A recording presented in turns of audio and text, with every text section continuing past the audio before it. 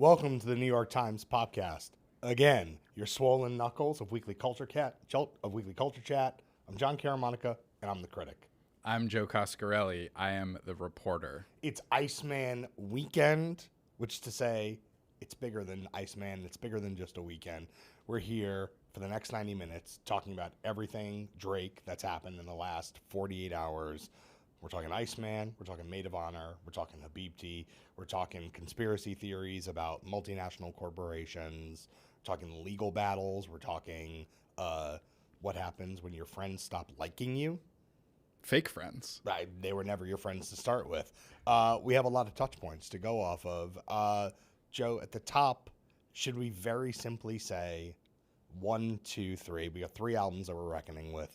Should we just get it out of the way? I don't want to bury the lead. I'm also going to go live. I'm going to go live on Instagram importance. As well. Yeah, we're going live on every platform. Check us out where you find us. Yes. Phenomenal. So we're going to start ranking Drake albums. Do you want to go first? All-time Drake albums? No. Drake albums that have been released in the last 48 hours. Drake albums. Yes. Okay. The anticipation, the topical bars.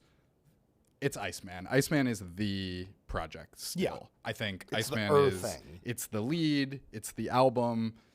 The 2 surprises that came alongside it are a lot of things. Artistic flex, a business flex, a genre flex. Yep.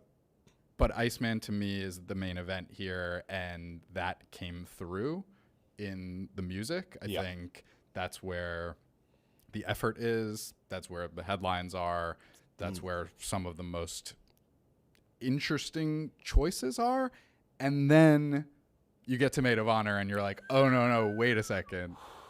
This is where the real experimenting is happening. Yeah. So to me, it's those 2 as a companion piece. And then Habibti is like a nice little EP on the side. Some cool stuff on there. We'll get there. We're going to talk about each album individually. We're also going to be taking questions at the end. Please hit us in the YouTube chat. That's right. Anything you want to know about our opinions on these 3 Drake albums, where he's come from, where he's going. Yeah, to me, I think this is probably predictable. Iceman, Maid of Honour, Habibti. But I could see an argument, and I think a lot of people in time are going to be making the case that Maid of Honour is the important album of the 3, that Iceman is like a throat clear. Yeah, Iceman to me, so look, on a basic level, I think your ranking, I agree with the ranking.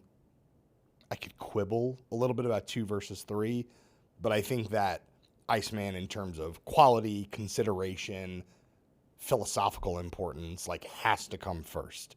But I agree with you. Maid of Honour feels to me like a release valve. It feels to me like a forward-looking direction. It feels to me like Drake saying, all right, I'm done with you guys. I'm actually going to go make something innovative, something novel, something that, frankly, most of my purported enemies couldn't do or wouldn't want to do. And wouldn't even know to how try to do. Yeah, and I think that that's ultimately the rapping flex of Iceman. That's where most of the addressing of the Kendrick Lamar beef happened, the whatever's happening with UMG, Universal Music Group, his label, Lucian Grange, Jay-Z, LeBron James, DeMar Rosen, all of the hot topics are in Iceman. But I think you're right that ultimately the real stunting is the fact that he can not only do Maid of Honour, but do both simultaneously. Yeah, I mean, Drake, you can debate whether or not he's been away for the last 2.5 years. Obviously, we're sort of living still in the long shadow of the Drake-Kendrick beef. There have been moments where he's popped up, put out record with Party Next Door, Nokia, really, really big single. There are things where you have these moments of okay, this is the beginning of the Drake reemergence. But then they never quite took hold. They never quite blossomed into something large. This rollout, from the rollout itself all the way to the release of the albums, felt like everybody had done their breathing exercises. Popcast are very big on breathing exercises. It's true. We're learning. Everybody had done their breathing exercises and said, okay, there's no need to be fast about this. There's no need to be hasty. There's no need to be thoughtless about it. What's the best version of a Drake reemergence? And it turns out the best version of a Drake reemergence is, on the one hand, bars. On the other hand, utterly dismissive of everybody who left you hanging along the way. On the third hand, musical innovation. On the fourth hand, bulk, right? Right. It's it's bulk. It's just, oh, I was away for a while. Here's, what is it, 40 songs? 40 plus. Songs? Yeah, 45 songs. You boys can never. What my main takeaway from, okay, it's Thursday night, leading up to midnight, you start to hear rumors, leaks, Drake's going to put out this many songs. You always knew probably that he wasn't going to come super concise. There's always this wish, right? Oh, someday Drake will put out that perfect 10 to 12 song album. That's never what he's done. We've been asking that of Taylor for a long time, too. There's just no, like, that's just not what these artists do. And I think as we got to midnight and I saw, yes, in fact, Drake is putting out 3 albums simultaneously, I was like, of course he is. And then you listen to them, and what I think is really happening here, big picture, is that Drake is reminding people why they loved him. And he's doing that 100%. in form, he's doing that in content, and he's doing it over and over and over again. I think if you go all the way back to May 2024, Not Like Us happened. Were we ever so young? That weekend of back and forth, one of the things that was so exciting about that is that Drake got Kendrick to move at his pace. Yeah. And if anything, Kendrick one-upped him at the Drake move, which is Quick always response. having something in the chamber, coming Yeah. back, Yeah. recording quickly, which is always the thing that Drake had over everyone else. In the aftermath of that, what was the first thing Drake did after the beef? He opened up his archives. He Yep. puts out 100 gigs. He says, oh, remember when I recorded this song? Here's a little peek behind the scenes. Yep. Oh, remember when I recorded that music video that you love? Get nostalgic for me. Sure. Like, remember what I've meant to you. Remember what I've meant to your life. Remember how I've soundtracked this moment and that moment. And I was this guy and then I was that guy. And you were with me all along the way. What he was also doing in that time was putting out more new music. He was immediately putting out a lot of music. But there's a way that Drake puts out music. We've been trained over the years to understand that there are levels of Drake releases. Not everything is sort of the alpha release. Not everything is the big thing, the hero release. Drake will put out an EP of demos. Drake, obviously a lot of the earliest stuff, there were SoundCloud links and stuff like that. I think the audience is trained to know what's a minor Drake release and what's a major Drake release. Totally. And it's interesting that up against this sort of like the 100 gigs nostalgia moment, those felt like minor releases. And I think in the moment, it wasn't totally clear. I think if you read those as major releases, you'd be like, oh, whoops. Like it's over for him. We're looking at, he's putting out his own box set, basically. Yeah. But that's not what was going on. He was just sort of, it was effluvia, as it were. A little bit of memory, a little bit of light stuff. Here are a few bars you might like. Here's some production that's interesting. But there was no kind of like firm stamp and said, this is a new direction for Drake. And I think in the wake of 2024, the macro question is, does he need a new direction? Can he pick up exactly where he left off? Or does he need to hard pivot? And I think what he's doing here is yes and. It's both, right? Yes. He immediately signals, even while he's sort of chumming the water with single here, EP here, joint mixtape there. Party Next Door tape, yep. He's saying Iceman is going to be the thing, Yes. right? He starts teasing it on a Finsta. He has the plot twist account. You start getting hints. He's basically making an online zine. Just as a sidebar, last night I finally came up with what my Finsta name will be. I don't have a Finsta. Share it now? No, I'm not going to share it. No, Okay. it wouldn't be a Finsta if I shared it. But now. when there's an account and it has one following followed by John Caramonica and it's a clever name, that's your Finsta. Yeah. Okay, just putting that out there. Okay, we'll keep eyes peeled. We'll teasing. And so he sort of sets Iceman up on this pedestal, as he's done many times before. Remember, Views was like this, where he was teasing it for years and years and years and years. And the anticipation builds, and because he started teasing these with the YouTube live streams more than a year ago, Yeah.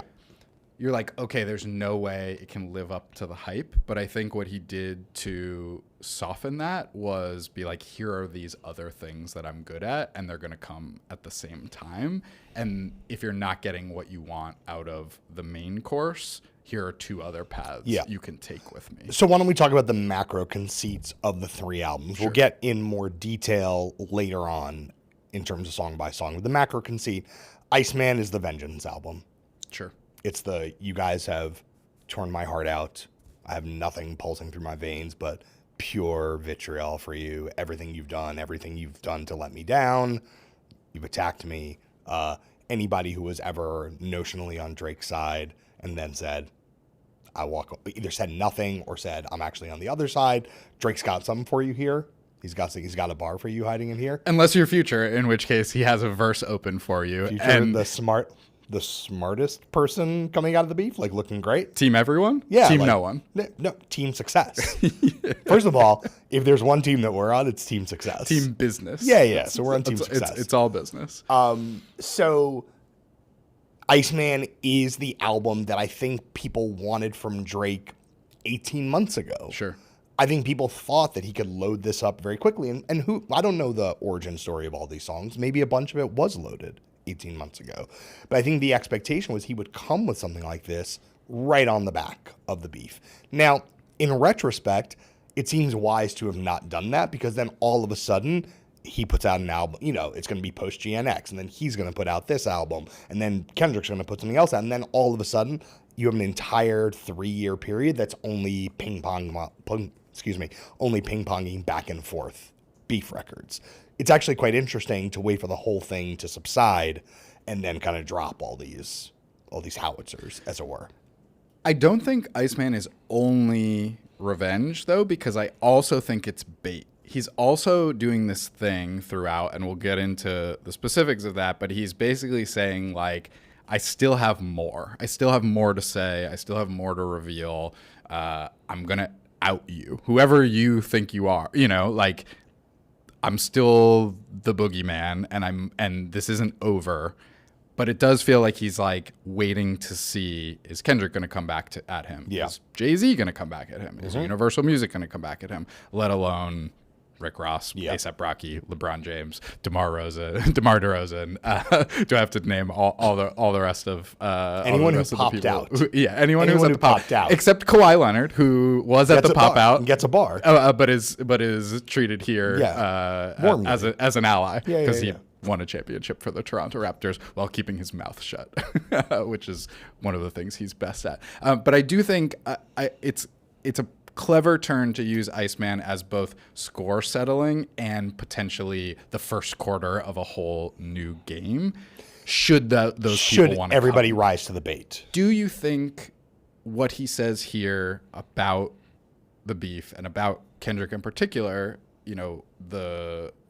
the 1 a.m. in Albany, which is titled differently on this album, is basically another diss song? Like, does this change the conversation around the beef? Does it need to? I don't think it changes the conversation around the beef, but I think the fact that Drake sat on this for a really long time, if Drake had reemerged this weekend with an album of R&B party jams, which we'll get to. Right, but which he did. Yes, but if he had reemerged solely with an album, people would have said he conceded. There's no concession. There's like very little concession. The only concession on these 3 albums is that they took 2.5 years. To me, there's some sadness in there. There's sadness and reflection. There's some it hurts to lose. But I think for every line about I don't feel like I'm in the greatest place, I feel like there's 5 lines about you boys messed up. Yeah, or like whoever was keeping score kept score wrong. Yes. And so to me, the fact that he comes back essentially pitched at 80 to 90% of the intensity of what was happening 2 years ago and is doing it 2 years later, I mean, I feel like the guy is seething. And that's yes, absolutely. Yeah. I feel like that comes through. Yeah. And to your point about is this bait for people to come in, he is welcoming it. Even like you see it in the rollout, like teasing like the Raw, like everybody asking Rick Ross, who had his own weird, why was it Rick Ross on every single show last week? Like did he have, serious question, did he have a thing coming out? As Drake said, how many interviews are you guys going to do to try to get me to chill? Also, he said I was Aiden Ross with streams before Aiden Ross was streaming. Yes. I mean, what? I'm like literally what? Like I played that so many times over. I couldn't. Anyway, very special line. The point is, he's at 80 to 90% of where he was 2 years ago. And maybe it took 2 years to be able to deliver that with convincing confidence, because there are moments that are like, I kind of don't know. It's been tough. Now, to do that, he also did the other thing, which I just mentioned, which was like, okay, you guys wanted me to dance? I'll dance. Right. You like Drake with the melodies? Like, here's 2 hours of melodies. Yeah. So you listen to Maid of Honour, and I feel like when I was thinking about Drake post Honestly Nevermind, pre-Kendrick, post Honestly Nevermind, there is this sense that he could be a global, placeless pop star. He can be making hits that connect in Switzerland and connect in Canada and America, but also Mexico and Japan and Korea. Like, obviously, Drake's very popular. I'm sure he has hits that are successful in all those territories, but I think that there was an idea that he could do something almost grander with the music and maybe remove some of the American specificity. Greatest American Living Songwriter list, TBD, removing some of the American specificity from the music, and just basically be like, what I do is I make... Or the Canadian specificity. Yeah, yes. Depending North on the US. American specificity. But kind of like, will he just do Zara Larsson collabs for the next 5 years and make zillions of dollars? And the answer is maybe. Maid of Honour is a music of eccentric and weird and very peculiar dance music, but done at a very high level. Unusual flows, strange production choices. It's invigorating to hear Drake innovate in this way. It's really striking. To me, it's not something, and it's not something any of the people he's coming for him can do. Literally, not a single person could do this album besides him. And I think that's the statement point that he's making. That's the point. Yeah, when I heard Maid of Honour, initially I was like, okay, it's blooming, where Honestly Nevermind's house influence kept it pretty level. Yeah. This is like exploding way outward. It's like Nokia meets Honestly Nevermind. Yep. Taking in all of the previous international pop and dance experiments that Drake had done in his career. Yep. And then there are a few moments across all three of these albums where he's really, really, really going left field. I want to talk about some of the guitars on here eventually. Some real weirdo stuff. Rusty intro we will get to. But this Maid of Honour feels like it can have the longest tail. Iceman, to me, feels... time specific. Yes. Yep. Feels time specific. At the same time, is Iceman one of the most successful standalone Drake albums because of its sonic focus? Yes, the conceit is tight. And it's funny because one of the things that mid to late career Drake, if we can talk about that, kind of gets dinged for is like, oh my gosh, these albums bloat. 33 songs. How could you?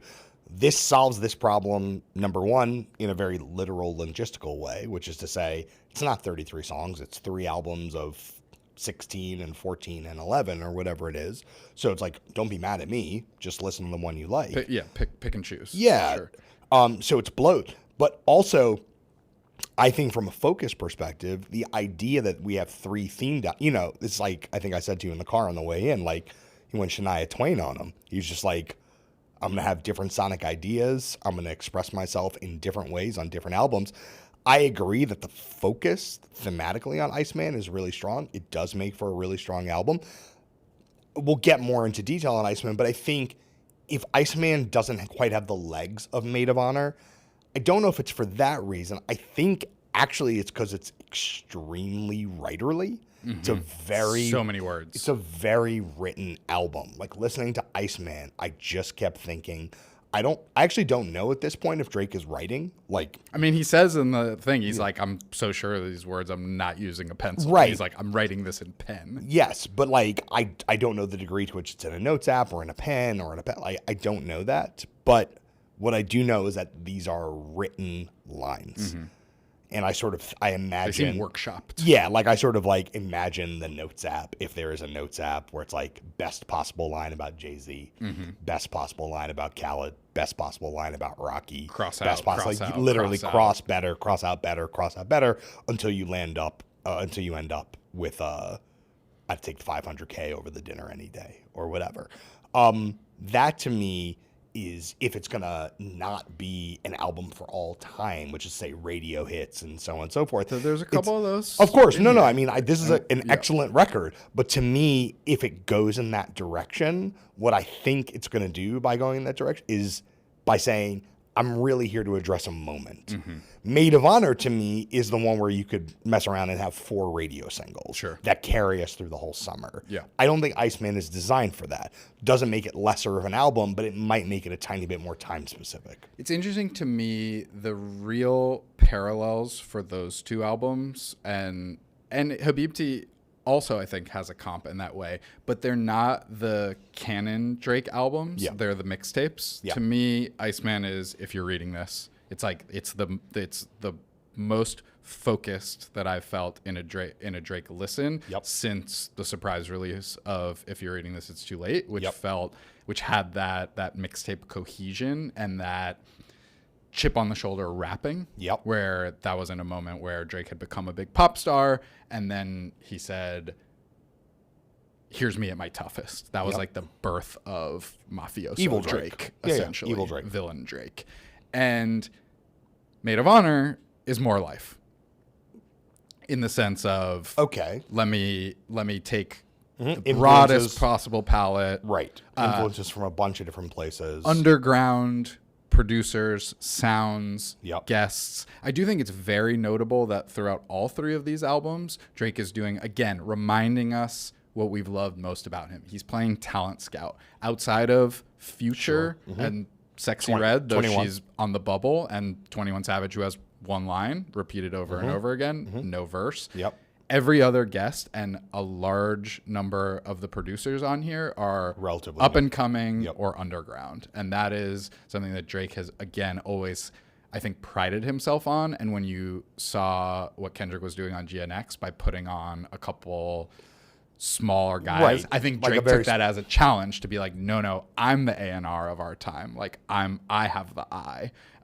And although, was that ever in dispute? No, but I think that, but I think for him, if anything, I felt like Kendrick was pulling a Drake on GNX. Sure, but he tripled down on it here, and he makes the joke in the intro of Iceman where he's like, this album better have some big features, and in fact, what he did was go even more specific on the features across the 3 albums. So to me, Maid of Honour is most similar to More Life, and then Habibti is Some Sexy Songs for You. It's like in that mode with a few better than that novel twists.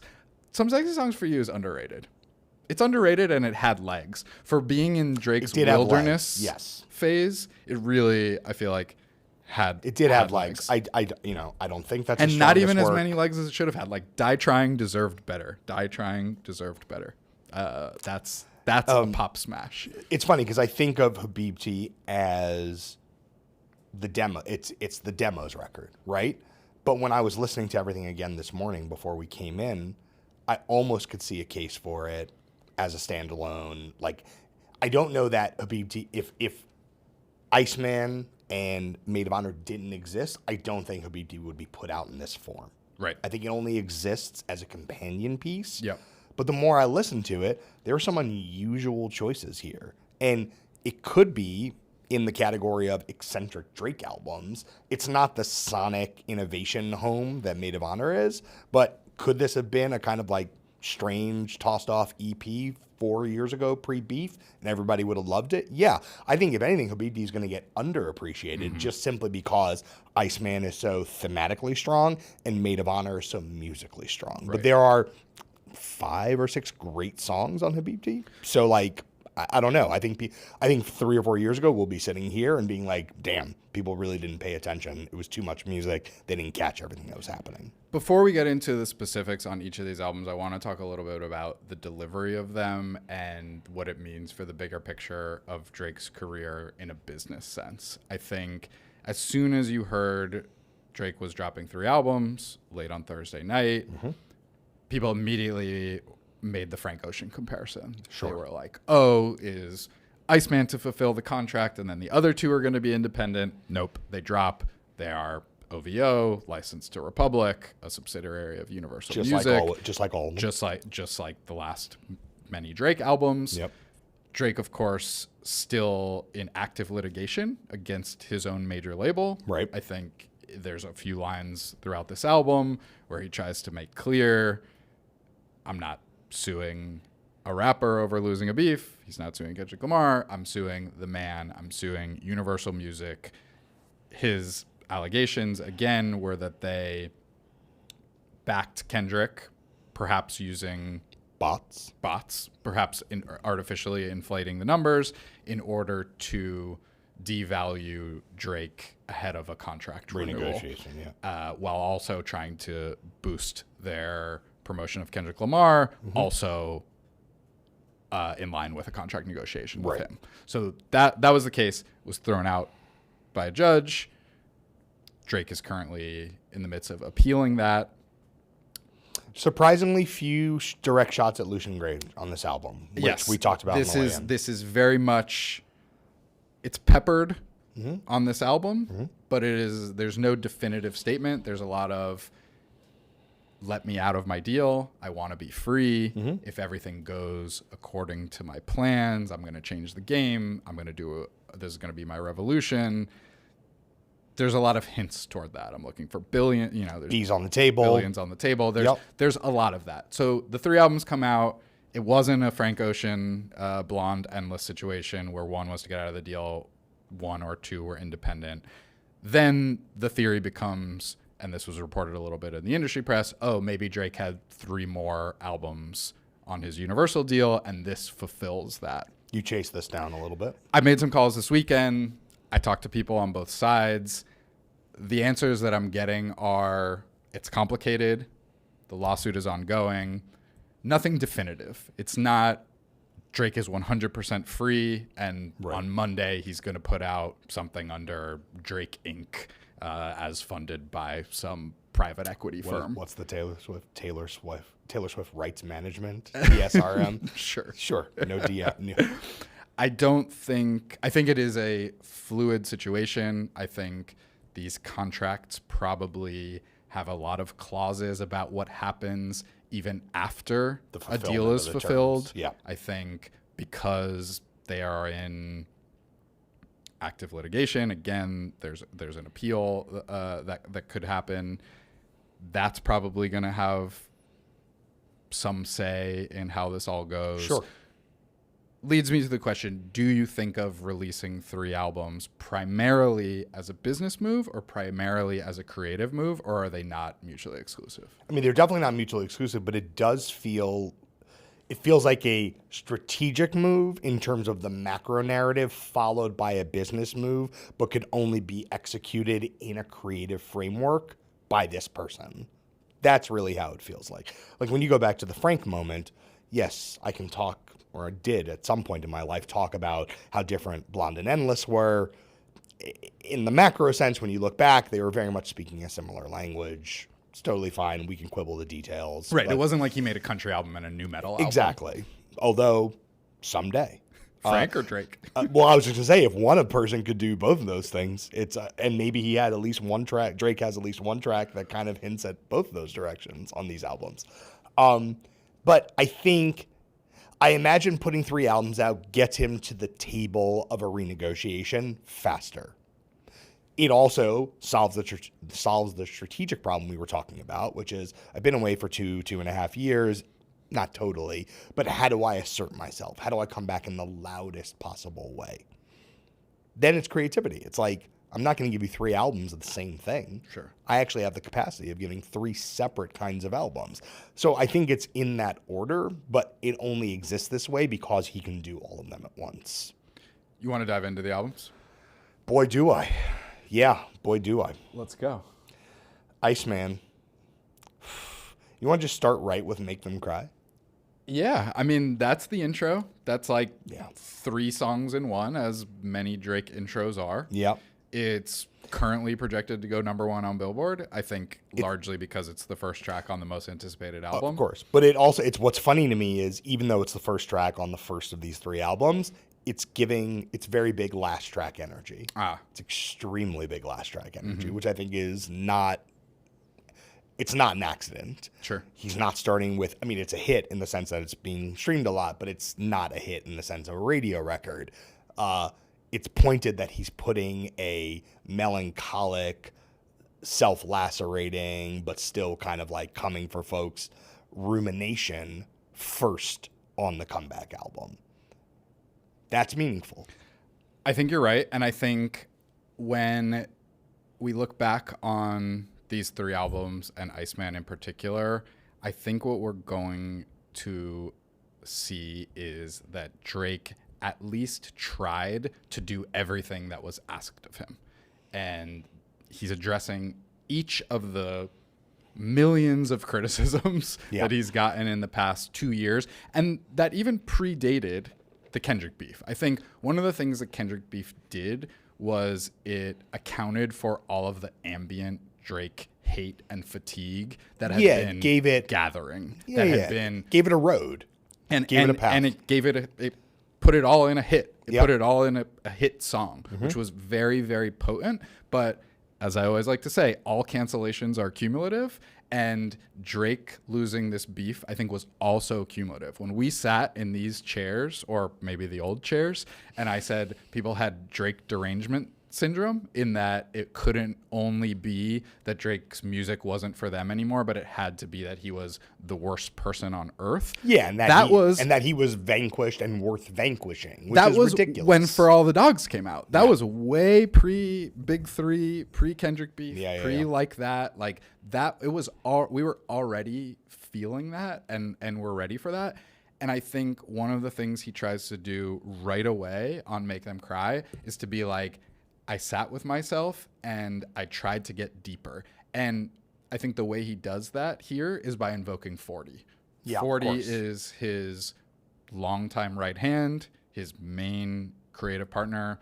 You and I have always said they're a band, Drake and 40. Yep.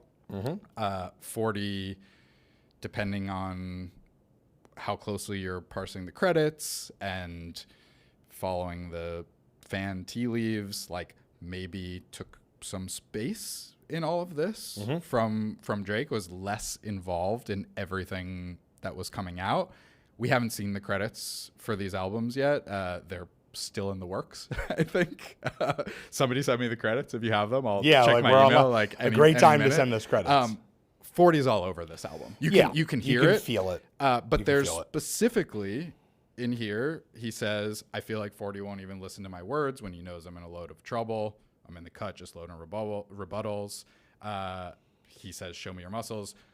And specifically, he says, they know you're thorough with the bread, but there's some shit you got to pony up to. Yep. And he repeats that later in the album where he's like, I basically like, I know you guys are sick of hearing how rich I am. Like, I need to dig a little deeper. And he's putting that criticism not in the mouth of the peanut gallery, but in the mouth of the person who he trusts the most. Yeah, the person without whom there is no Drake. I mean, the thing, if you go back to early Prodigal Son, Drake, like 2008, 2009, the invention of Drake as a character and as a person, there's 2 people, right? You have 40 and you have Oliver.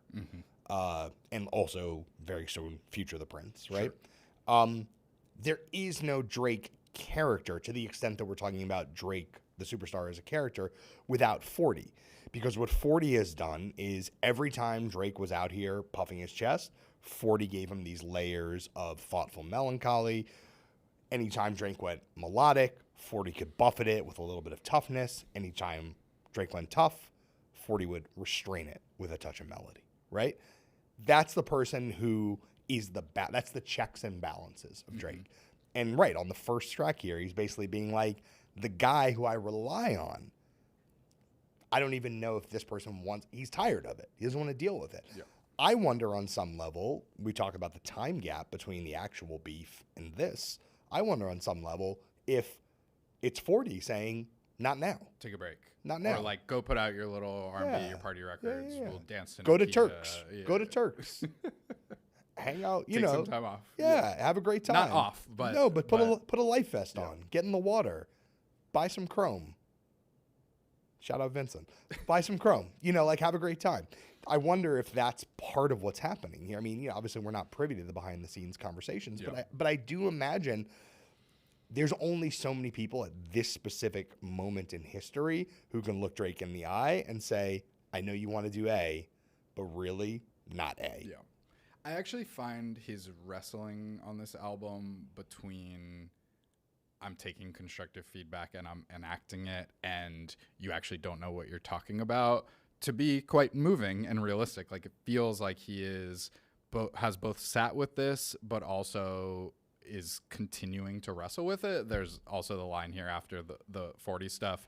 He says, what died back in 2024 was a big piece. So this is me, but it isn't me. Then he says, when I dig deep, they say dig deeper. He's basically like, I can't please you people. But he's also saying I'm not trying that hard because there's a line where he says, I don't do psychedelics because I'm scared of unpacking or whatever. And it's like, look, I think too much, candidly, is made of like Drake, former child actor, now tough villain, mafioso rap guy. Like a lot of people who present as tough mafiosos were not tough when they were 14 or 16 or whatever. Life makes you tough? Is that what you're saying? I do believe that. Yeah. Life does make you tough.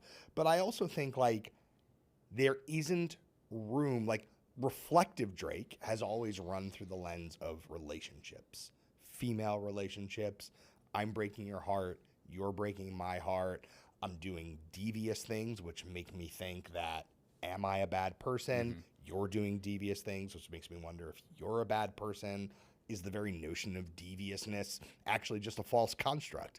That's where Drake does his unpacking. And I know he's widely reviled at this point, but I do think he's one of the more astute, emotional, he has a better understanding of the human psyche through the lens of emotions than most rappers and most pop singers and country singers.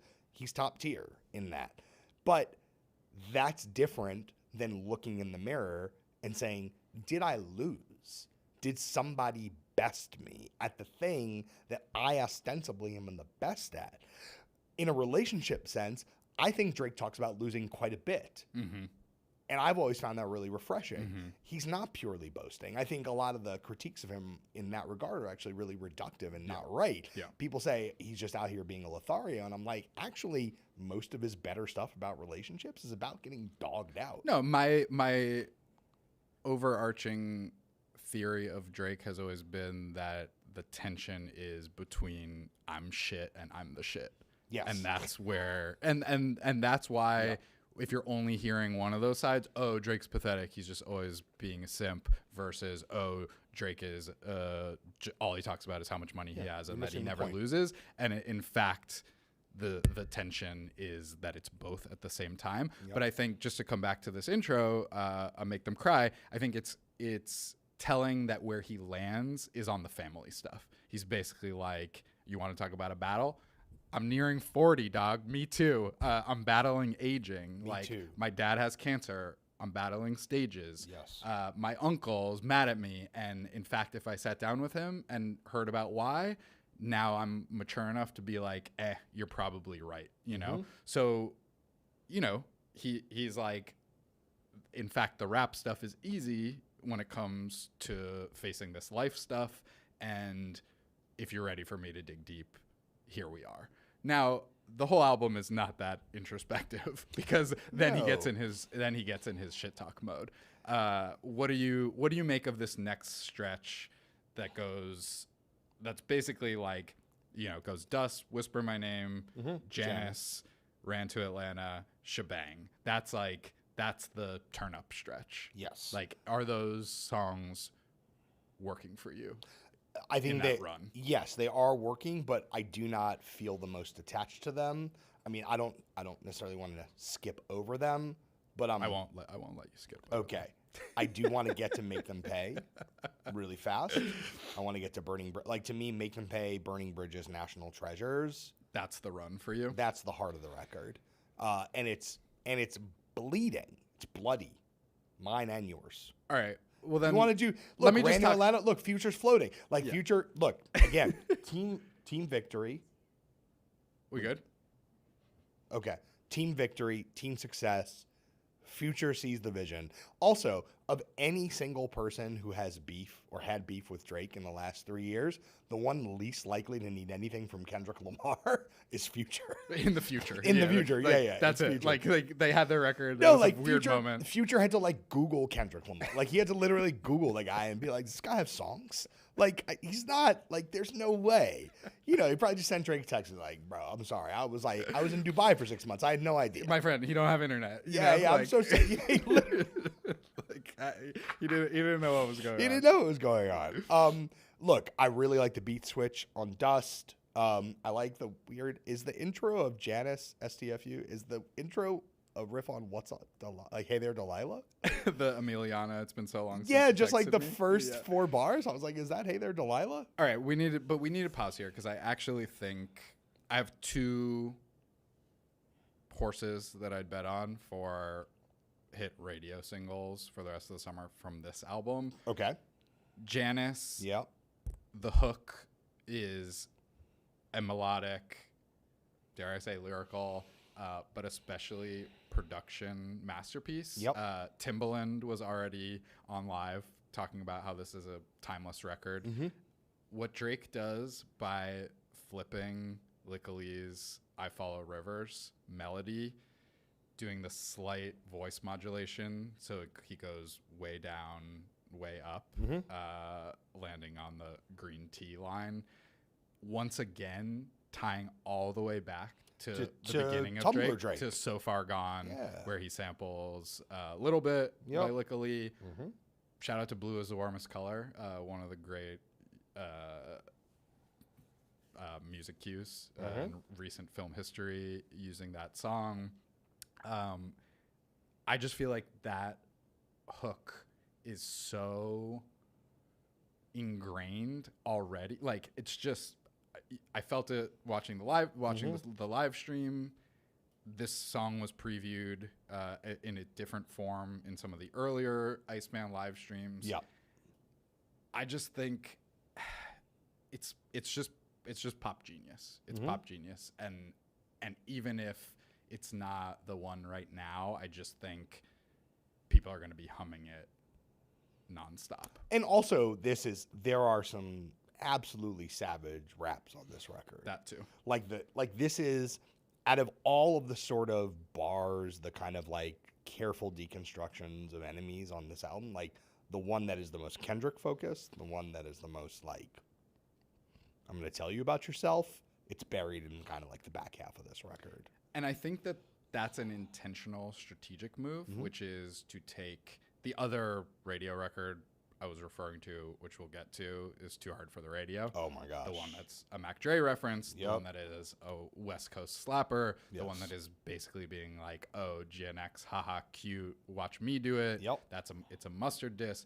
I think it's very pointed that he tried to embed some very brutal lines in songs that might get the most play, which again is what Not Like Us was, which was again what Back to Back was back in the Drake Meek Mill beef. So yeah, there's the section you're referring to.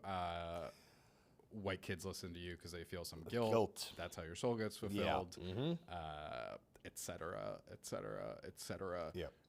Do you think those Kendrick diss lines, like, is it staircase wit, you know, like, is it the jerk store from Seinfeld, like, is it too little too late? You made a Seinfeld. You know I don't watch Seinfeld. you don't know the jerk store? No, dog. Yeah, the jerk store. Talk to called me in them, English. and they're running out of you. It's probably the greatest Seinfeld episode, in my opinion.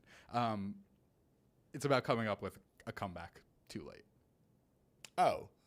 But by that Do argument, these the lines, whole thing is yeah, too like, late. do these lines strike you that way at all, or do you think it's fair game? No, I mean, I think throughout the beef, so much of what was happening between Drake and Kendrick were, I'm going to paint a specific picture of who you are as an individual. One of the things that Drake tried to do during those back and forths was to say, you present as moral, you present as a paragon of political and social virtue. Holier than thou. Right. I know some things, or I'm intimating some things that might complicate that picture. There were a lot of allegations. I mean, it's very strange to think we spent weeks in 2024 waiting for like verification of certain details that Receipts of one person was saying about the other.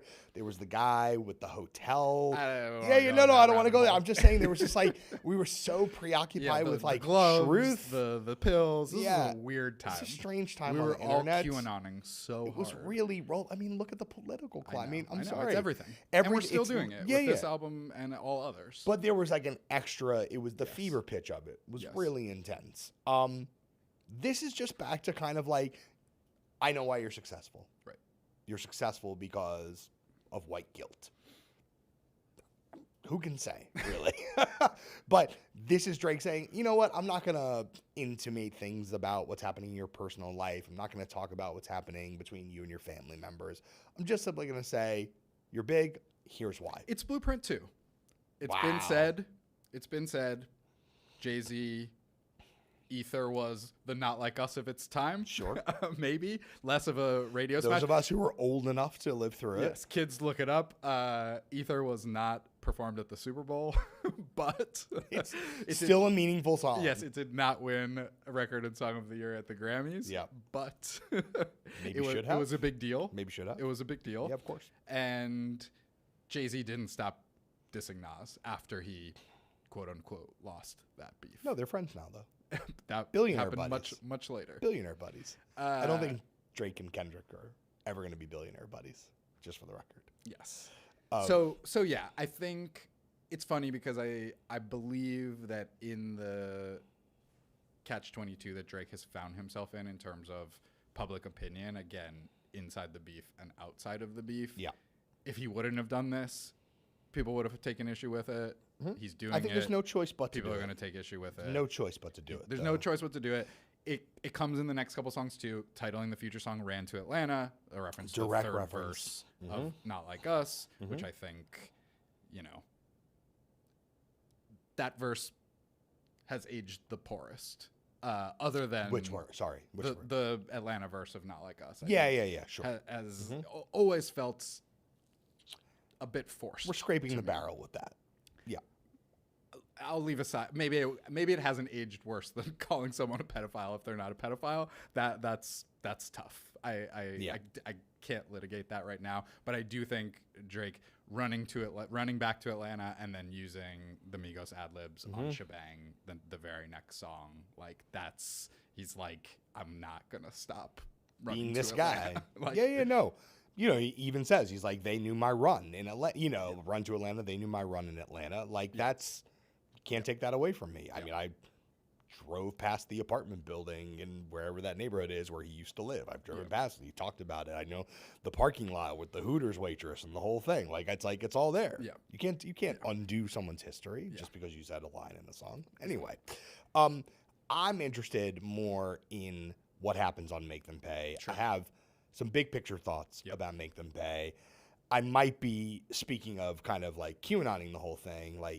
There are things that are happening in this song that strike me as peculiar on top of just being like a really good diss record. Obviously, he's got bars for DJ Khaled here. He's got bars for Rick Ross here.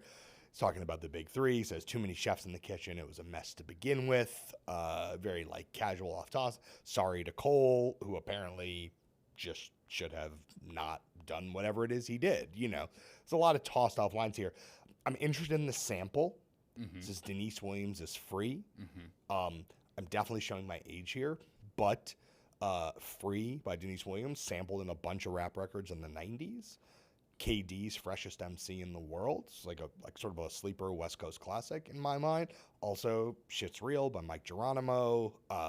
It's on a Nakanelli record. It's very redolent of a specific hyper-lyrical moment in rap music. To me, it's taking this kind of foundational piece and saying, I can make this sort of record. On a structural level, I can make this sort of record too. And I could also use it and weaponize it against everybody who's coming for me. I think it's funny. I don't know if it's the best produced song on Iceman, but I feel like it might be the smartest produced song on Iceman. You don't hear Drake often. Like a lot of sample Drake it's clever, it's unusual. He's recontextualizing something in a slightly left field way. This is maybe the most literal, like, guy raps over sample over beat on any Drake record, certainly any recent Drake record, but I think it's pointed. And maybe this is just coming from a guy who played the freshest MC in the world on his college radio show. I mean, it's some a rap lot nerd in like shit. 1994, 1995. But if anybody knows that, I'm pretty sure Drake knows that. Yeah. The two big thesis statements that I took from this song were first, where he says, maybe I'm best as the villain. And I think it's crucial that I wonder that sometimes myself.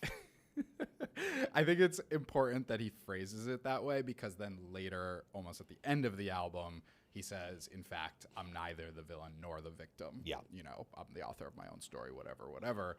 He's basically toying with this idea, and I think it's important that he lands on it's not quite that, even though he's been gesturing towards villainhood for so long now and has been essentially forced into that role by the level of humiliation that came with the success of Not Like Us. Do you think if we stopped talking 2 to 3 years from now, we would still be No, but I'm saying, would we still be dissing each other?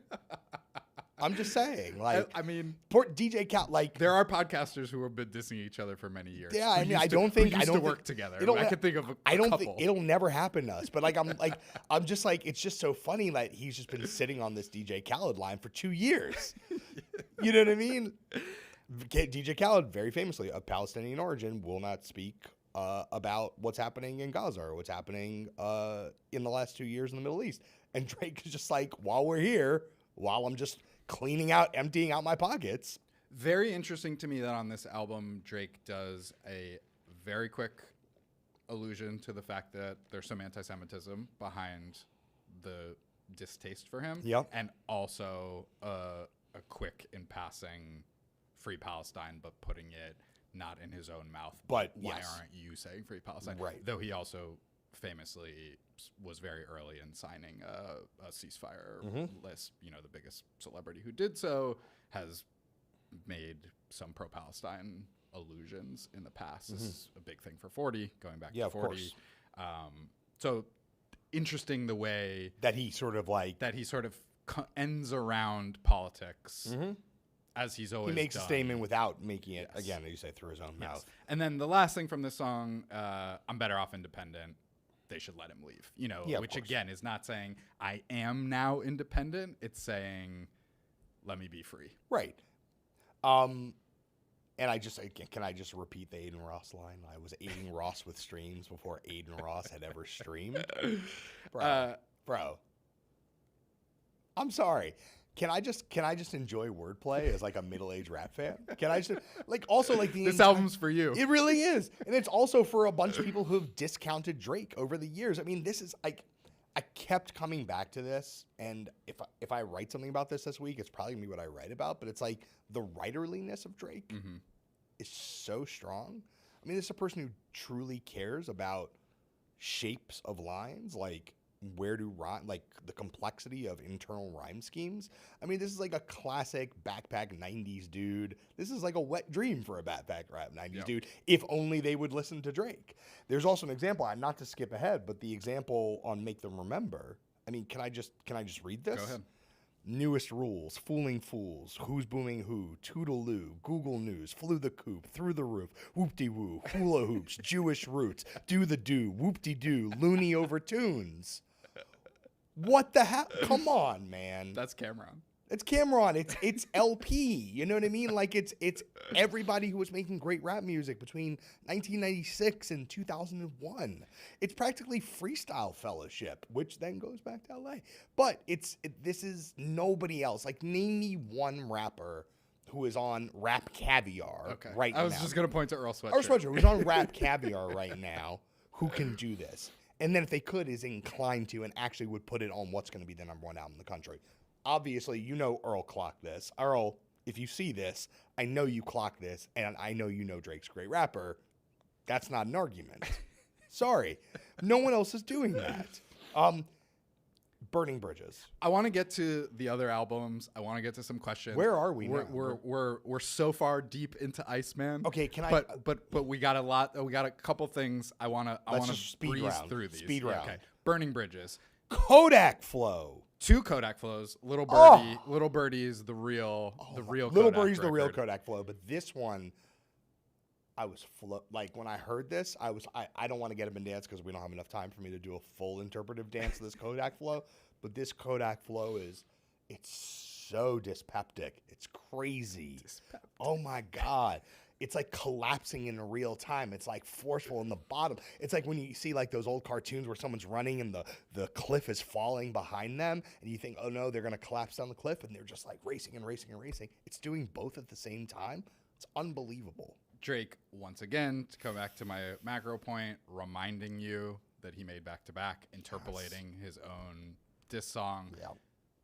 This is something that I thought while watching the live stream in real time and has since become a bit of a chorus among fans, and especially on my feed because I keep favoriting the tweets that say this. They need to put the live version on DSPs with the restaurant ambient noise. With the noise. It's in the... I hit the mic. That's real. That's how excited I am about this. I'm so The gang vocals, the glasses clinking. That is it's such an inspired production choice. That's not an actual production choice. It's in the music video version, but I think if you put that version on DSPs, I bet it outstreams Goes dummy. the recorded version. Mm-hmm. Little Birdie, that's the other Kodak homage. Oh my DJ gosh. Frisco 954. Yep. That's a Florida producer making fast music. Drake once again showing that he's very tapped in to what's happening in regional scenes, especially in the South. These are just really fun. These are just really fun records. And also, to your point about Too Hard for the Radio being sort of an LA record, the other thing... No, it's a Bay. It's Bay. Sorry. Record. Yeah, my bad. Yes. Bay record. The other thing about it, the first thing I wrote down is Uptown Records ass flow. Yep. It's a real 91 flow. It's Yep. a real 90 flow. And that reminds me of what was on Twitter recently, which is one of the songs is National Treasures over the Will Smith beat, over the Fresh Prince beat. No, it's Too Hard for the Radio. It's Too Hard for the Radio. Somebody Oh, put it's Too Hard for the literally it. Radio Sorry. on the, Okay, on sorry. the Fresh Prince So beat. someone heard it. My bad. Yes. I've been absorbing a lot of information. Forgive me. Real Uptown, like real hard on the floor. Hard on the, like real slap flow. And a direct interpolation of Mac Dre's Too Hard for the Radio. Yes. Lots going on with the sort of pop rap on the back half of this album, but then it's interspersed with the deep stuff. I just want to dipping you boys like a christening. I just want to shout out real quick the beat switch on National Treasures, the second half with the video with the strobe light. He's doing like what may or may not be the Rich Spirit dance, and comparing himself to a squid. Pushing out ink, I feel like a squid. I would really need a YouTube search just to do a laundry load. Same twin. Alex Moss trying to bring me back 100 years from now. How he got my body bro. But that one of the best beats on the album. A lot of beat switches here. I think like an exhausting amount to some people, but they work for me. But then yes, you get Make Them Remember, you get Firm Friends, you get Make Them Know. These are the introspective tracks sort of cut with the rap tracks. Plot Twist, another sort of like gangster rap record, that had leaked before, or a fan favorite, makes its way on here anyway. Anything else you want to say about the second? No, I want to get to we got to get to Maid of Honour, and then we got to take questions. Maid of Honour. Okay, Hofe's Road Trips could be radio hits. They're both absolute slaps. Hofe's sort of a ballroom house record. Oh yeah, like what's lots of tweets about circuit parties. And what this album might mean. In that context. So the run right at the top of Maid of Honour, Hofe's Road Trips, Outside Tweaking, Middle Eastern drill record. Like I have no idea what's going on here. Cheetah Print with Sexy Red. First thing, can I get consent? Drake hearing hearing the. We got an eye roll. Sorry, from producer Kate. Sorry, I'm just Drake getting an eye roll or Jon getting an eye roll? Both. Thank you, Kate. I'm just simply reporting here. Maid of Honour. But then she does the cha-cha. She literally does the cha-cha slide. Sexy Red on the bridge there. Just all over the place. I feel like one of the things I admire so much about Drake as a stylist is he doesn't have a fixed idea of flow or presentation that when it encounters a novel production choice cannot bend to that production choice. If anything, I think it's that he hears an unusual production choice and says, okay, I've got my bag of tricks. I have no idea. The flow at the beginning of Outside Tweaking, that kind of like bum, bum, bum, dun, where'd that come from? It's not consistent with any prior Drake record that I could think of. It's really, really striking. Then on the back end of this record, you have Stuck, which sounds like a Ralph Tresvant song combined with like a Fifth Ward Weeby record. Very bizarre.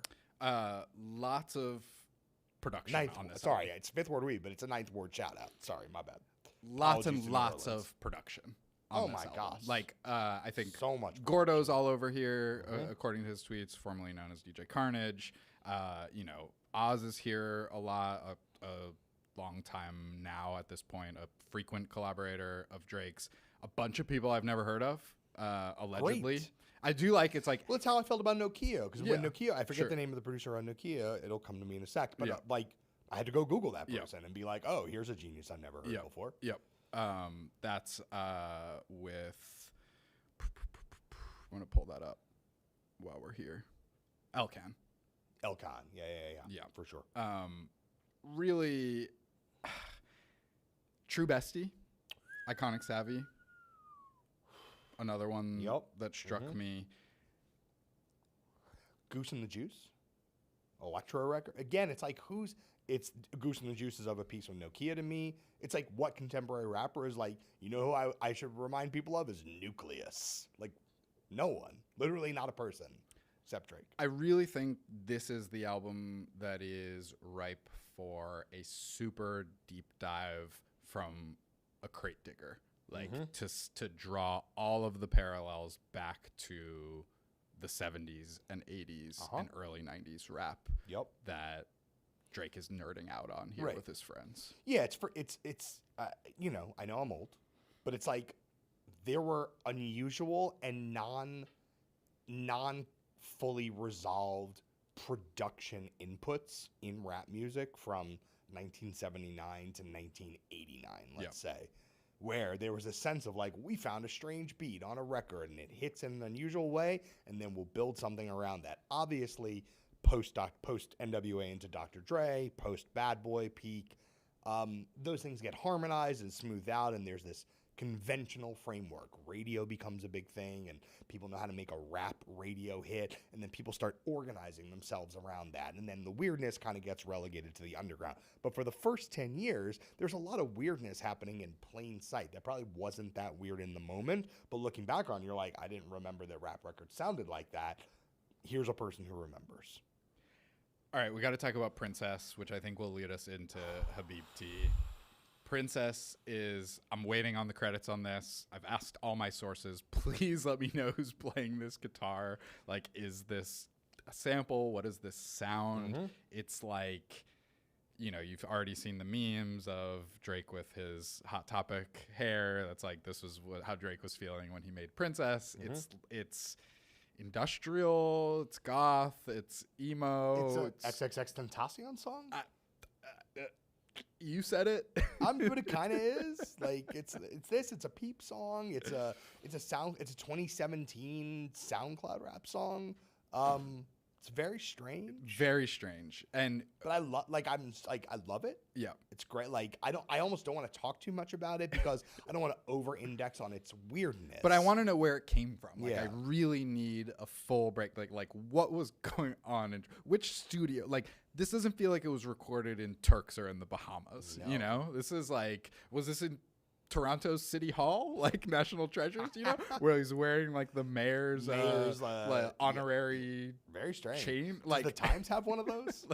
Just like a big. Is there one like up on like one of the a big chain? yeah, like on the higher floors, made of Pulitzers. Can we record with one of those? No idea. No, I want to know we need an oral history of the Princess sessions, which leads us to the opening track on Habibti. We mentioned it earlier. There's another DJ Frisco 954, the Rusty intro. Yeah, those are of a piece. Like it's like Yes. It's strange. Like those two songs side by side in my notes makes me wonder if it's actually if Maid of Honour and Habibti was maybe one album and this was the weird middle point, and then he split it. Just a thought. Rusty intro is Drake over country music. No, that's emo, my friend. Country emo. You got Zach Bryan on the brain. Sorry, I mean always. Zach Bryan, let us know what you think of this Drake album or all these Drake albums. I think Zach Bryan Rusty intro remix. I'm ready. If someone who can make that happen is listening, we know. We see you. So it's like it's an acoustic guitar ballad in the first half, and then it's only a minute and 2 seconds long. But then at the 40-second mark, DJ Frisco does his thing and speeds it up. Is this a rap song? No, I don't. It doesn't even. It is in dialogue with things that are happening in Southern rap, but brought into a totally different sphere. My only quibble with it is that it sets up something that this album is not. It's definitely an outlier. And again, much with the first song on Iceman, it's like it has kind of a last song energy. I don't know about the track arrangement. I don't know exactly why this is first, because I agree it doesn't have a lot to do with what comes after it. It feels a little bit thematically afterthoughtish to me. And then there's this run, WNBA, Slap the City, High Fives, Her Nor There. Her Nor There. Another Sexy Red one, the Low Shimmy record, I'm Spent. Like, they all have their moments, but these feel the most Drake that we've known. Yeah, I mean, since Iceman. If this is not the kind of overflow album, it's the R&B, it's the I put a bunch of women songs here, it's the I broke your heart, you broke my heart record. WNBA, you're always on the road. Like, how can we possibly form a real connection if you're always on the road? There's an incredible line on Slap the City with a singer I've never heard of called Kendresa, who's Albanian. Shout out Albanians. Rizzo, we'll see what you do this week. And Slap the City, he says, most girls in the city will come to my house and they know where the bathroom is. I'm sorry, like Marvin's Room for all time. Sure. I would dare I say that's darker than anything on Marvin's Room. Oh, you think of it as more dark than a brag. I mean, it's obviously framed as a flex, but it is not a flex. It is it's too real. It is so, yes, it's distressing is what it is. Okay. I do think also back which bathroom? half... Probably multiple bathrooms, I would assume. Oh, right? yeah. The bathroom. There must be... Even I have 2 bathrooms. I don't even want to know how many bathrooms are at the embassy. Yeah. I do want to talk about the back half of this album, which kind of like really gets... Gets Classic intense. is like pure R&B Drake. Like not Party Next Door R&B Drake, but like Fire and Desire R&B Drake, which I think... I enjoy him in that mode. And then Gen 5 and Whitebone are a bit more spacious. They remind me of like what he was doing on like Days in the East back in the day, when he was really like using song structure like taffy, just like pulling it out, seeing how far he could unfurl stuff. This is also Whitebone to me is probably the saddest song. Like, there are these sort of sad moments, obviously, about did I lose the beef? Am I still on top? Like, where are my friends? Women let me down. But him delivering this series of raps, imagining a kind of like picket fence life with a person, and it's like he's only rapping in the plane of the imaginary. He's not rapping in the plane of the literal. He's purely rapping in the plane of the imaginary. I don't know. I felt like that had quiet devastation to it. Before we move to these questions, I just want to quote Fort Worth, which is a throwback. Remember, It's like when a I Young played Money. all It's a these? Young Money on the road fun time record. Yeah. But the rhyme New Haven, Connecticut, and places where they probably still fly the Confederate. Incredible. It's like poor New Haven. I feel like just like catching a stray. Yeah.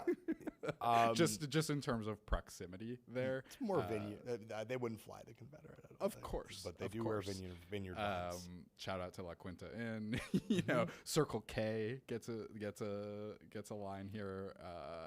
I might walk to Circle K by myself. I've done that many times in Orlando, Florida. Walk to Circle K by myself.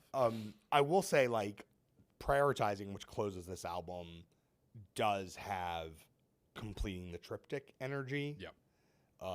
It is a last song that earns its last song place. There's the quatrain, time for some prioritizing, time to open both of those eyelids. All these drinks are paralyzing. Life right now is terrifying.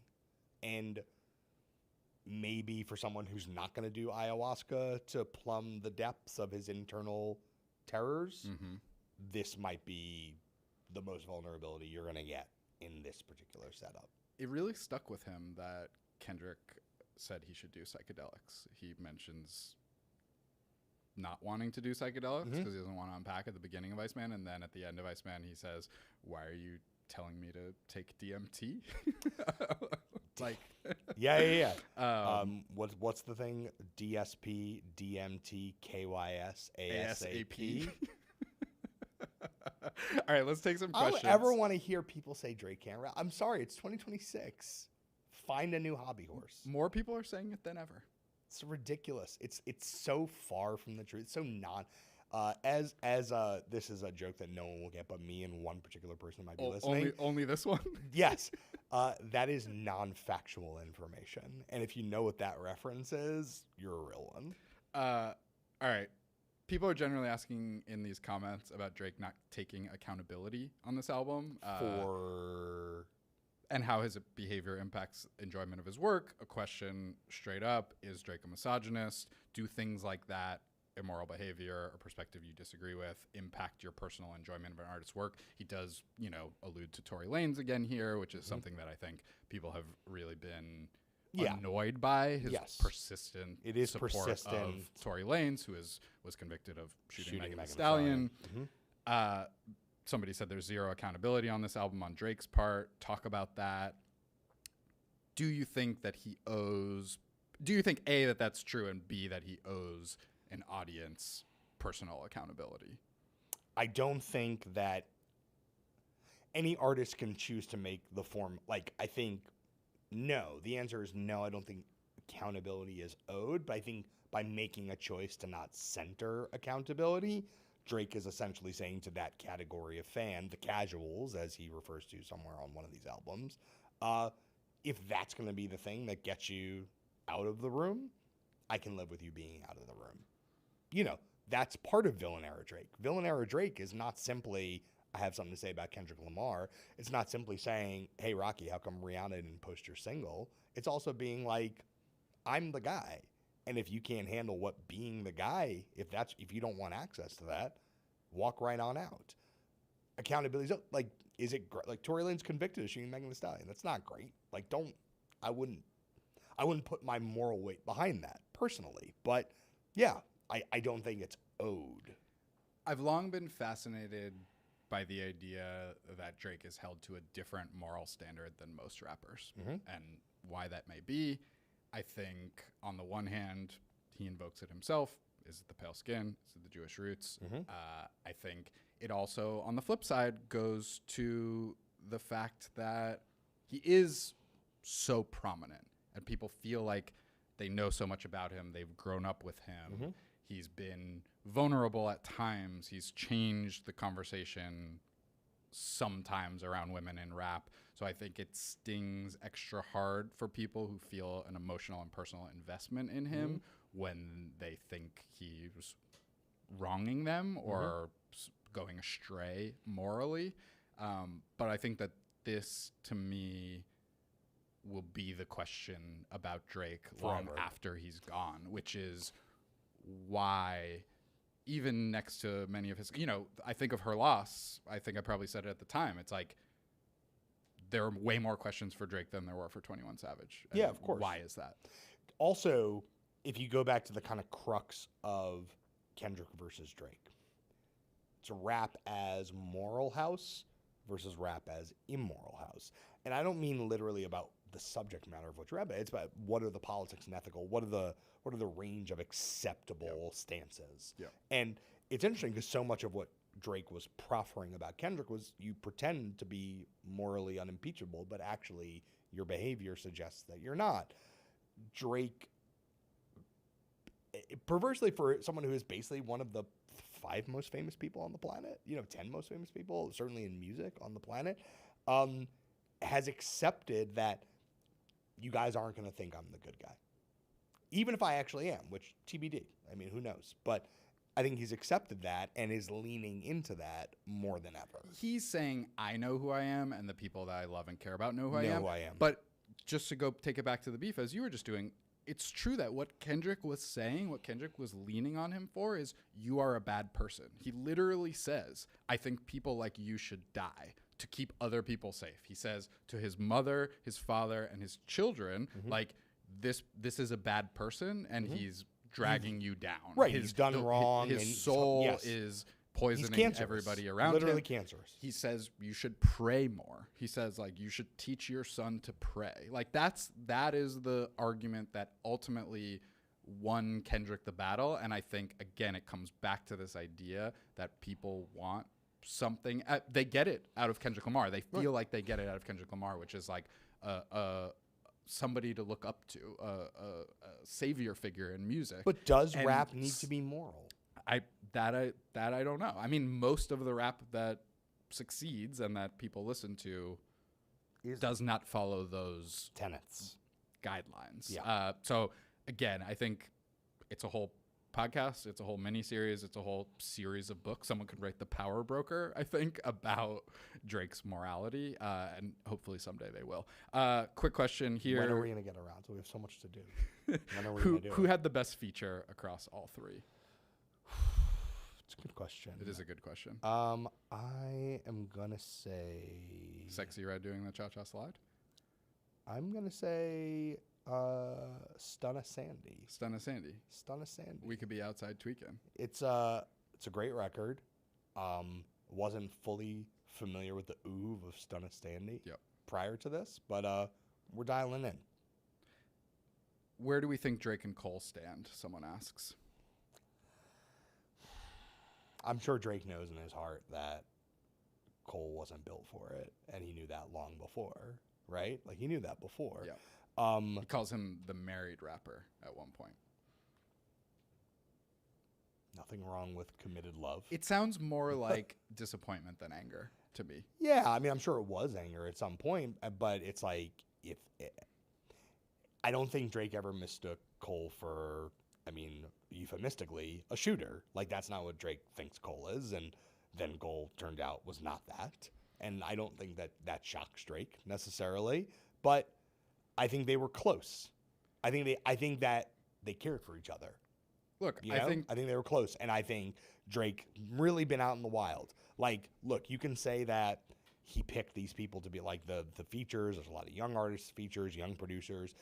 You can say he did it to prove that he still has the A&R year. You can say he did it because nobody from the old team would mess with him. Or he wouldn't mess with them. He wouldn't mess with them. But, No Cole, Nicki Minaj on this album.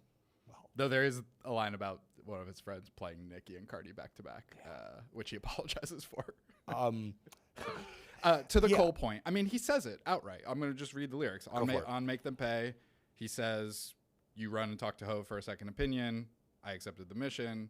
I'd much rather death than submission. Yeah. How can you press the ignition and let memories of the past affect your decision? And then he says, I love you because of the history, but I could never forgive you. Mm-hmm. You never called me back. Destiny's written. No more big 3. People really just return people's phone calls. It's a good lesson. Return people's phone calls. Here's what I would say. Drake and Cole, in their old age, they'll be fine. I think they could shake hands someday. I agree. Drake and Kendrick, no. I'm not counting on it. No, of course. Let's just hit a couple more questions before we go. Sophie said we could have 10 more minutes. Oh, I saw. We got 10 more minutes, guys. Hit us with some additional questions if you have them. Someone asked, can we discuss the stake shilling within the music? That was the weakest element of the whole release. Gambling promo is so beneath Drake, yet he refuses to stop. I didn't catch a bunch of that on here. I also didn't, but maybe I need to listen more closely. I mean, I think in general, there's been some great reporting about stake in the New York Times and other places, these online casinos. It's out of my depth. I haven't done any reporting about that relationship. No, I think the bigger... Go check that stuff out. Yeah, I'm happy to dive in more. I don't know the answer right now, but what I will say is Drake in the last 2 or 3 years has found his closest alliances in the universe of live streaming, particularly the folks who are not maybe on the edge, like the kind of like... Manosphere adjacent. Manosphere adjacent. Like he's not out here with the Tate brothers. But Shane Gillis is in the video. Yeah, but... There's a lot of intersection between the gambling industry, the live streaming industry, and a set of very high-profile live streamers. Young men. I've watched Drake play online poker, I guess, with a bunch of people famous. Yeah. Like roulette. That is where, like, this is the other thing. It's like there's plenty of money in streaming. There's plenty of money in live shows. But right now, all the new money is in that. And Drake, more than any other rapper or any other pop star, has been proximate to those people, you know. He's interested in emerging mediums. Who can relate? I see Kate eyeing the snack table. If you want to toss us a snack. I'm feeling sweet. If you could give us something sweet while we take these last couple questions. This is a question. Drake mentioned fighting his way back on the charts. Are songs like Princess or Rusty Intro his way back? I like the idea that those songs could be hits. Oh, I see what you got. Throw it. I got it. Oh yeah. All right. We're gonna get to these. Great. I like the idea. I like where your mind is at. The idea that those could be big hits. I think the songs most likely to be Drake hits are the songs that sound like Drake hits. Yeah, like I think Too Hard for the He's Radio. Not gonna have a novel. Like the motto is a Drake hit. Like this song is the motto. This is an update of the motto. Janice, again, like a little twist on what Drake does, but I think the hits are more likely to be in the mode of Drake songs we've already heard than in totally new modes, which is why something like Die Trying from Some Sexy Songs for You like never quite took off, even though it feels like a pop song to me. I don't know. What do you think? Yeah, I mean, I think the notion that Drake is going to fight to get chart hits is also a little bit weird because it's like I feel like right at the beginning of this conversation, I should have just said how refreshing it was to hear 40 new, mostly very good Drake songs. And how, at least for me personally, how little my appetite for that kind of thing has diminished. And also, if we're really thinking macro, who gonna check them? Right. Who are the rap stars? Right. Like this, we talk about this all the time. You look at a Rap Caviar, you listen to Hot 97 or Power 106 or whatever. It's like, who are the rap stars? Who are the people who are consistently on radio? You listen to Hot 97, I'm hearing DaBaby and Zeddy Will every 30 minutes. And nothing against that song or those rappers. Like, I like that song and I like those rappers, but there has not been another big three. There has not been class turnover. Yep. And so maybe Drake is banking on the sense that it's actually kind of a barren tundra out there, and people might be really excited to hear some classic Drake hits. It's funny. I think you're totally right.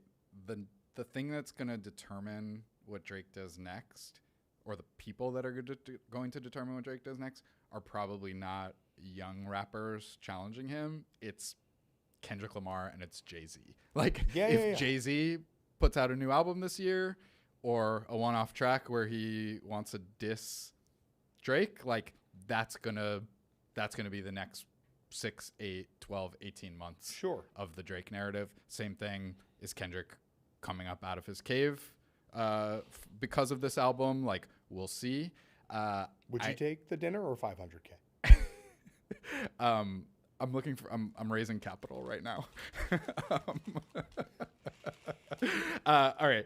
Every episode of Popcast ends with a snack. This is going to go with our last question. I bought these at Wawa recently. These are twisted. These I are saw those. Those are so bizarre. peanut butter cinnamon roll M&Ms. What are you people doing? What are people eating out there? And this goes with The idea that this made it all the way up the chain of command, like this didn't get X'd out. all the way to my pocket. Yeah. This to me in the first meeting is like, hey guys, that's pretty wacky. I've never heard cinnamon roll and peanut butter in the same sentence. Literally never. Never. No Is that person. something you people do? Like, is anyone in this room Slathering peanut butter on your cinnamon roll? sprinkling cinnamon onto your peanut butter? Wow. Oh, jeez. Okay, so Incorrigible. this goes to with a question from longtime Popcast listener, Tumblr era friend of the pod, Justin W., who asks if one of these albums was a snack, what would it be? So we're gonna think about that as we try these peanut butter cinnamon roll M&Ms, and then we're gonna let you get on with your Sunday evening. If you're new to Popcast, like and subscribe. Our show is coming back bigger and better than ever starting next week. We're going to be strictly... May 28th. Yeah, May 28th. Is that next week? Yeah, it's Sunday. It's the following week. Depends what you believe the beginning of a week is. We got a lot in store for you all. Like and subscribe. TikTok, Instagram at Popcast. It's going to be a hot summer. Going to be a hot summer. What do these taste like? And what Drake album? Okay. Top of my head, Iceman is a Klondike bar. Wait, I have to come up with a different snack name for each of the three albums? No. If one of these albums was a snack, what would it be? Oh, Iceman, Klondike bar, 2 on the nose? Very on the nose. Sophie thought it was funny. Thanks, Sophie. It just tastes like a peanut butter M&M. I don't get the cinnamon, really. Oh, are you kidding? I taste it so intensely. It's at the end. Oh, my God. It's so much. Yeah, it's a little subtle, no? Not to me. It's like obviously the peanut butter. You're getting all the peanut butter and the texture and a touch of the flavor, and then the cinnamon comes and just knocks right on. These are Maid of Honour M&Ms. I feel like Maid of Honour is. It's like a pack of OG Starburst pack. Huh. That down the middle? Loud, but no, vibrant colors. A bunch of like things that are extremely intense in flavor that are correlated flavors, but they're not one and the same flavor. Okay. I think there's like 5-6 different flavors on it that all are kind of talking more to like each other. sour Starburst. Fine. You know the sour Starburst? Yeah, you've never had a sour Starburst. I've had it. I just don't choose it. These are good. They're mild. I don't need cinnamon in this. But the reason I compared it to Maid of Honour is they're flavors that I didn't know wanted to pair. But these are more mid than that album, though. Yeah. These are a 7. Oh, that's higher than I thought. I think it was like a 4.5. What? That's crazy talk. That's but crazy talk. They're aspiring to a lot. They're still a peanut butter M&M. They're aspiring to a lot. They're still a peanut butter M&M. I don't even want the cinnamon, but it's still a peanut butter M&M. Jeez. That's our show. A peanut butter M&M on its own is like a 9.5. Yeah. But adding the cinnamon and thinking you're doing something is disappointing. Can you put us on to other recipes that combine peanut butter? Shout out our friends at NYT Cooking. If anybody from cooking is watching, is this the thing you guys get on all the time? Popcast at nytimes.com. Email us your peanut butter and cinnamon recipes. Maybe one of the friends of the show could make a cookie along those lines. I know we got some bakers. I have someone in mind. Yeah. That's our show. YouTube live stream, Drake, Iceman reactions. We are done. Every episode of Popcast is at nytimes.com/Popcast. We're on YouTube, probably an uncomfortable amount, frankly. Coming up. You're going to be so much of us on YouTube at youtube.com/Popcast. We're on Instagram and TikTok at Popcast. It's Jon and Joe. We'll be back next week. Thank you to the team for making this happen. Sunday afternoon in the New York Times, 628th Avenue. We're leaving right now.